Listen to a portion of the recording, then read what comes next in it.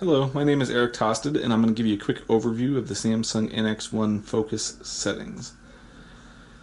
First thing I'll tell you is that I shoot only in PAS or M modes, so the settings that are available in these modes may not match what's available in Auto and S modes.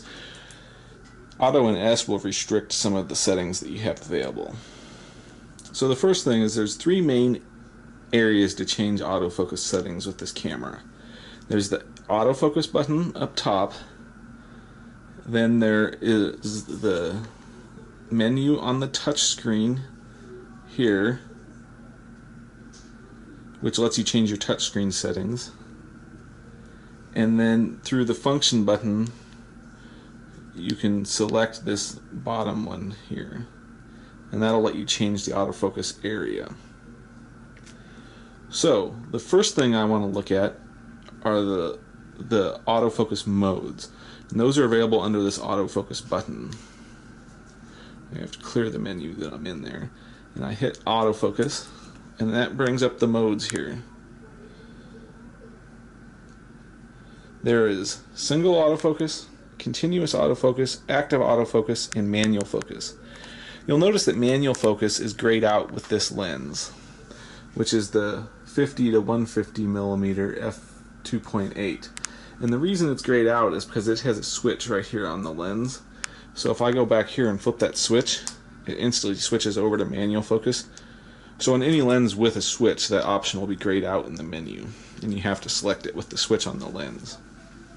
The first mode I'll talk about is single autofocus, and that mode is where the camera will focus once and stop. After it's achieved focus, it won't refocus until I half press the shutter again. The next mode, continuous autofocus, is the camera will continuously focus as long as you half press the shutter button. For this one, it's best to be in multi-autofocus mode. I can demonstrate it easier. So it'll show me where it's focused, and as long as I move the camera, it'll just keep refocusing on whatever it senses. And then the final mode is active autofocus. And all this does is detect if it's in single or if it should switch to the active continuous focus mode. The next up are the area points.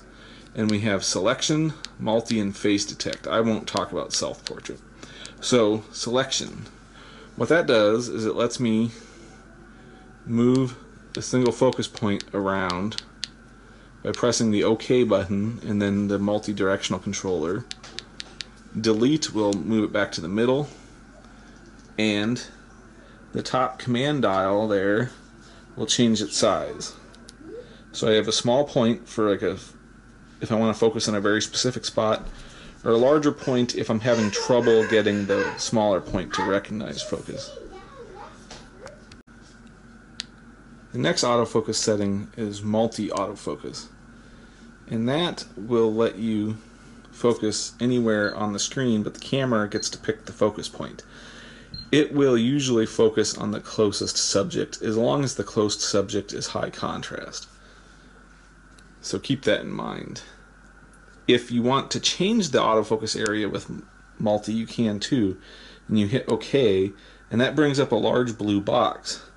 If you use that top command dial again and dial it down, you can shrink it to a smaller box, and then that smaller box has 9 different positions you can place it. And what that does is it just restricts the autofocus area to that smaller box. This gives you a little more control. Like say if there's a tree in front that it keeps trying to focus on that you don't want it to, you can make that box smaller so it doesn't do that. And then the final one is face detect, which I won't talk about, but it gives you priority to faces, and it'll try to focus on the closest face. Now, just to keep in mind, it'll focus anywhere in the box that appears, so it can still focus on the background or on the hair highlights and get the eyes out of focus if you're not careful. Usually if you're shooting at f4 or f5.6, this won't be a problem. It's sometimes like f2 or f2.8 that you run into issues with that. Okay, the final focus settings I'm going to talk about are the touchscreen settings. I usually like to be under selection autofocus for this to demonstrate them better. It won't matter if you're in continuous or not. I'm going to put it in single. And then, so to access the touch settings, it's through the soft button here. And that's the only way to access it. Sometimes I find that you move the focus box instead of actually getting the menu. It's just my big thumb. In here we have off, so if you don't want the touchscreen to do anything. Touch autofocus, which means it'll focus at the point you touch. Autofocus point means it won't actually focus, but it'll move the focus point. Tracking autofocus, which is for tracking a subject around in the frame. It doesn't mean actually tracking them to and from the camera. And one touch shot will take the picture as soon as the camera focuses. So the first setting is touch autofocus, and here I can just touch wherever I want the camera to focus, and it'll focus very rapidly wherever I want.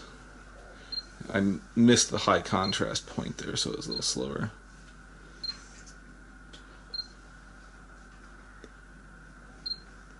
And then the next one,